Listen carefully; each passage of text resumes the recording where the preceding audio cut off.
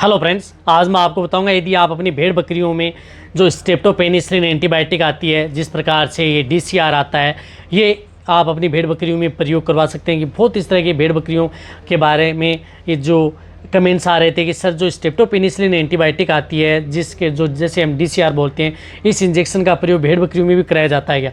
क्यों नहीं इस इंजेक्शन का प्रयोग भेड़ बकरियों में करवाया जाता है, कितनी डोज देनी चाहिए, उसके बारे में मैं आज आपको बताऊंगा।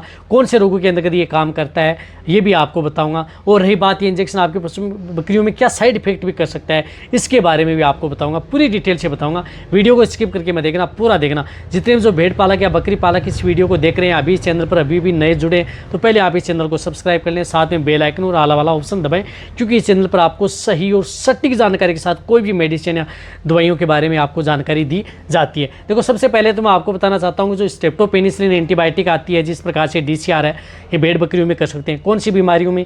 यदि आपकी बकरियों में सांस लेने में दिक्कत है, किसी भी तरह की रेस्पिरेटरी ट्रैक्ट इन्फेक्शन हो गया है, जिस तरह से निमोनिया यदि आपकी बकरियों में हो गया है तो ले सकते हैं। यदि आपकी बकरियों को जुकाम है, फीवर है, बुखार आ गई है, तो भी आप इस इंजेक्शन का प्रयोग आप अपनी भेड़ बकरियों में करवा सकते हैं।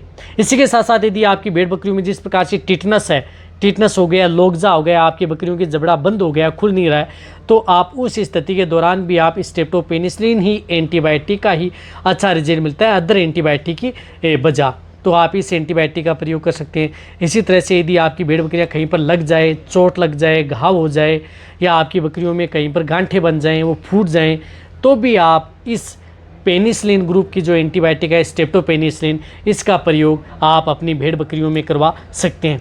इसी तरह से यदि आपकी भेड़ बकरियों में डायरिया है, दस्त है, या अदर यदि कोई दिक्कत यदि आपकी बकरियों में हो गई है, या मेस्टाइटिस यानी थनैला रोग भी यदि आपकी बकरियों में हो गया है, तो भी आप इस इंजेक्शन का प्रयोग आप अपने पशु चिकित्सक के द्वारा आप अपनी भेड़ बकरियों में करवा सकते हैं।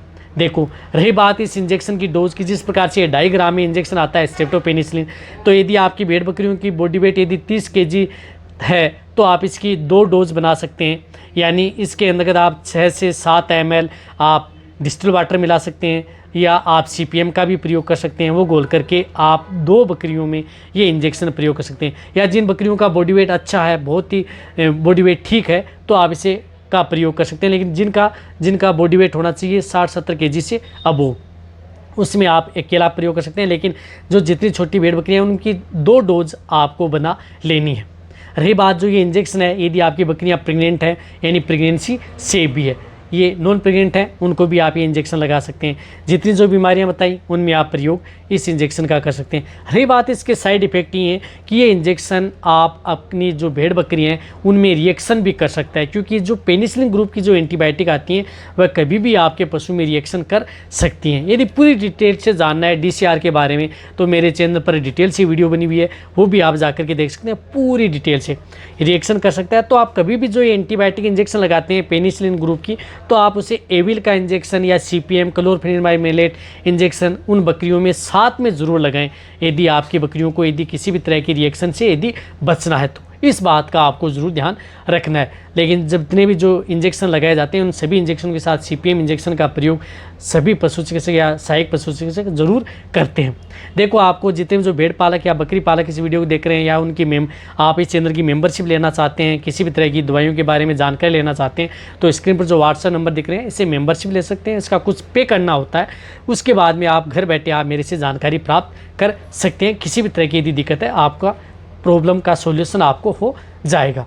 देखो, ये वीडियो है जितनी भी है आपको जो भेड़ पालक या बकरी पालक उनके साथ शेयर करने, क्योंकि चैनल पर आपको इनके बारे में भी सही और सटीक जानकारी के साथ वीडियो ऐसे ही मिलते रहें। इसी तरह से वीडियो देखते रहें, इसी तरह से आप मेरे को प्यार देते रहें। थैंक्स, धन्यवाद।